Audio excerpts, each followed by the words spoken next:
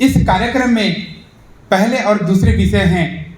पहले विषय में वन संरक्षण संशोधन अधिनियम 2023 एवं आदिवासियों के लिए लागू 5वीं एवं 6वीं अनुसूचित को समाप्त करने का शासक जातियों का षड्यंत्र है, एक गंभीर चिंतन। बस्तर संभाग में 5वीं अनुसूची लागू है, फिर भी आदिवासियों को षड्यंत्र पूर्वक जेरन में रखने एवं आदिवासियों की संख्या कम करने का शासक जातियों का षड्यंत्र है, गंभीर चर्चा। ये दो विषय को मैं आप लोगों के बीच में रखना चाहता हूं। साथियों, जब हमारा देश आजाद हुआ, आजाद होने के बाद में 2 साल 11 महीने 18 दिन में हम लोगों का संविधान बना और बनने के बाद में 26 जनवरी 1950 को हमारे देश का संविधान पूरे देश भर में लागू हुआ। और जब हमारे देश में संविधान लागू हुआ तो इसी संविधान में आदिवासियों के लिए विशेष अधिकार दिए गए। और वो विशेष अधिकार कौन से? ये विशेष अधिकार 5वीं अनुसूची है। और 5वीं अनुसूची इस छत्तीसगढ़ में बस्तर संभाग और सरगुजा संभाग में लागू है। और ये 5वीं अनुसूची आदिवासियों के लिए लागू है। और ये दोनों जगह आदिवासी 50% से ज्यादा रहते हैं। जैसा कि मैं जानता हूं कि इस बस्तर संभाग में आदिवासियों की जो संख्या है वो 66% से ज्यादा है। सरगुजा संभाग में आदिवासियों की संख्या 50% से ज्यादा है। जहां पर आदिवासियों की बहुलता है उस बाहुल एरिया को 5वीं अनुसूची कहा जाता है। और 5वीं अनुसूची को खत्म करने के लिए आदिवासियों को खत्म करना जरूरी है। और आदिवासियों को खत्म करने के लिए उनकी पहचान खत्म करना जरूरी है। और आदिवासियों की पहचान क्या है? यदि आप लोग संविधान को पढ़ेंगे, संविधान की धारा 244 को पढ़ेंगे तो वहां पर लिखा हुआ है, जो लोग सामाजिक रूप से पिछड़े हैं, जो लोग आर्थिक रूप से पिछड़े हैं, जो लोग शैक्षणिक रूप से पिछड़े हैं, जिनकी अपनी रूढ़िवादी परंपरा है, ऐसे लोग आदिवासी कहलाएंगे। और इन आदिवासियों को, जैसा कि हमारे मानकर साहब ने हम लोगों को बताया कि आदिवासियों की सूची, और उस आदिवासियों की सूची में हम लोगों का नाम है, इसलिए हम लोग उस अनुसूची में आते हैं। और उस अनुसूची में हम लोग आते हैं, उस अनुसूची को ही पहले खत्म करना होगा।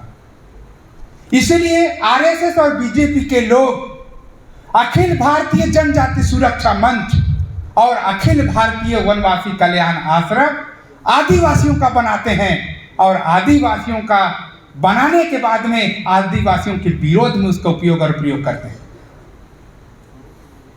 इस कार्यक्रम को प्रमोट करने के लिए हम लोगों ने एक वीडियो बनाया और वीडियो में लिखा गया, उस ऑडियो और वीडियो में कहा गया कि हमारे लोग, हमारे प्रबोधनकार वक्ता लोग अगर प्रबोधन करेंगे तो आरएसएस बीजेपी की जड़ें हिल जाएंगी। जब लोग ऐसा सुने तो हमारे कार्यक्रम को खत्म करने के लिए, विफल करने के लिए इसी कोंडागांव में कार्यक्रम लगाए गए। आज मैं आप लोगों को यह जानकारी देना चाहता हूं, शेड्यूल एरिया में आदिवासियों का विशेष अधिकार है। और विशेष अधिकार ही नहीं बल्कि यहां पर निर्णय लेने का भी अधिकार है। अगर हम लोग विशेष अधिकार को इम्प्लीमेंट करना चाहते हैं तो पहले तो ताकत बनाना होगा। और ताकत क्या है? ताकत क्या है मैं आप लोगों को बताना चाहता हूं। हमारे समाज को कहा जाता है, बताया जाता है, ना लोकसभा ना राज्यसभा, सबसे ऊपर है ग्राम सभा।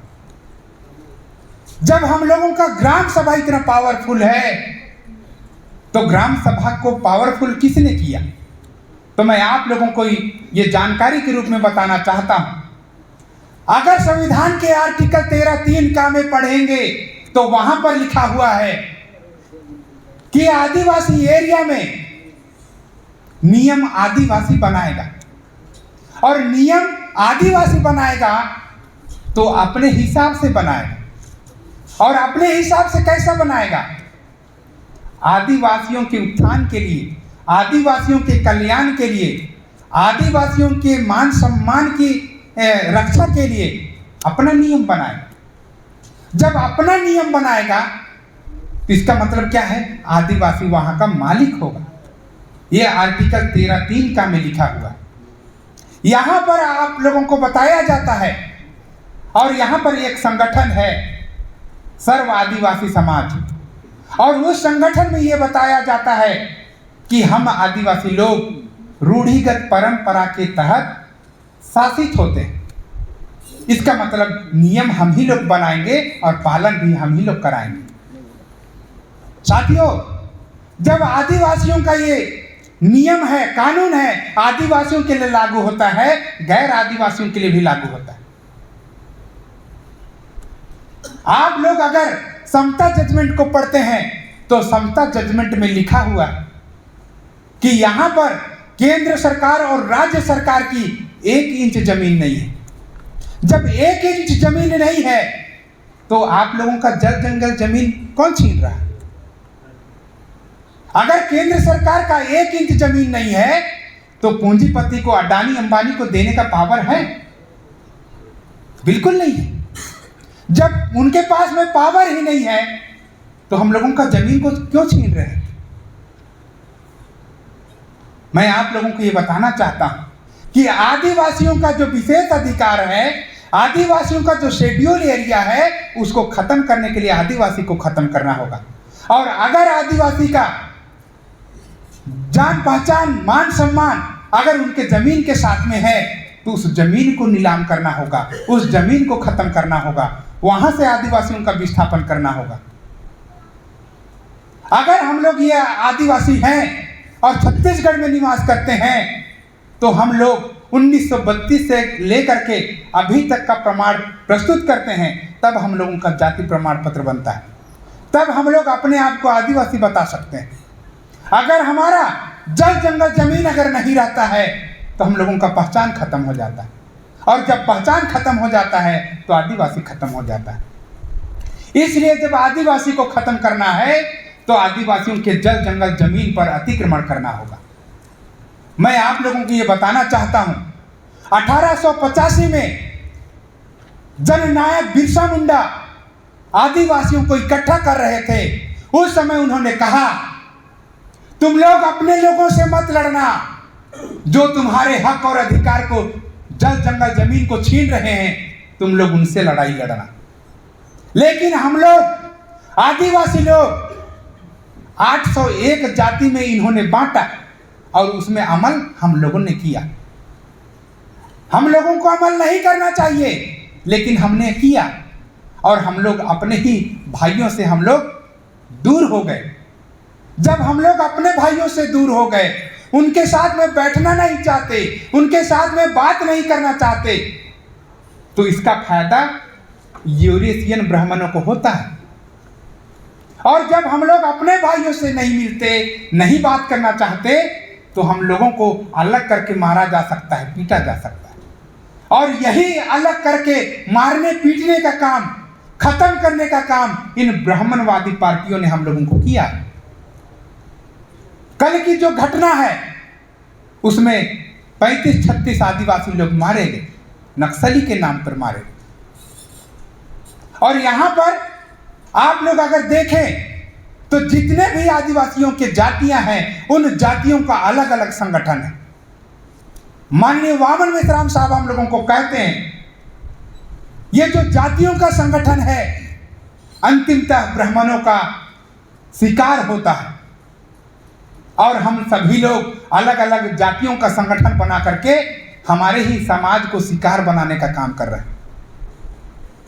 आज विषय लगा करके हम आदिवासियों को जोड़ने का काम कर रहे हैं, और ये जो विषय है कि जब तक आदिवासियों को संगठित नहीं करते हैं तब तक शक्ति पैदा नहीं होगा, और जब शक्ति पैदा नहीं होगा तो हम लोग बड़ा क्रांति नहीं कर सकते हैं, और जब बड़ा क्रांति नहीं कर सकते हैं तो देश की व्यवस्था में आदिवासियों को शिफ्ट नहीं कर सकते।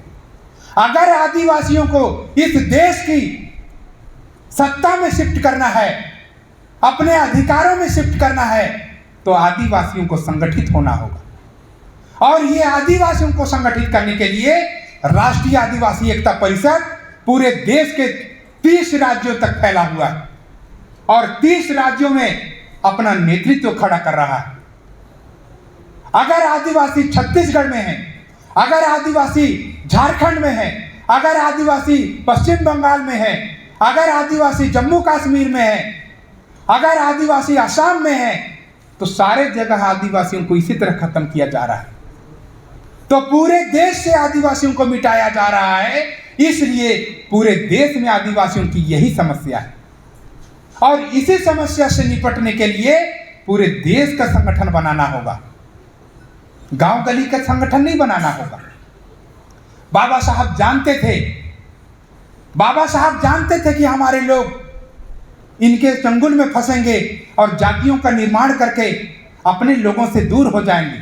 इसलिए बाबा साहब ने 801 से अधिक जातियों को जोड़ने के लिए उन्होंने संवैधानिक नाम दिया शेड्यूल ट्राइब। और बाबा साहब हमारे आदिवासियों को जोड़ने के लिए इस शेड्यूल ट्राइब का नाम दे करके हम लोगों को इकट्ठा करना चाहा। लेकिन हमारे पढ़े लिखे हुए लोग, जितनी जातियां हैं उतने संगठन हैं, जितने ज्यादा पढ़े लिखे लोग हैं उतने ज्यादा संगठन बनाते चले गए। मैं आप लोगों को यह बताना चाहूंगा कि हमारे देश में 6 लाख से ज्यादा संगठन है और 6 लाख से ज्यादा संगठन के लोग आज अलग अलग लड़ाई लड़ रहे हैं। जब अलग अलग लड़ाई लड़ रहे हैं तो अलग अलग मारे पीटे जा रहे हैं। मैं आज इस मंच के माध्यम से आदिवासियों को जगा करके आदिवासियों को जोड़ने के लिए आया। मैं आप लोगों को यह बताना चाहूंगा कि जैसे ही मैं आदिवासियों के बारे में सुना,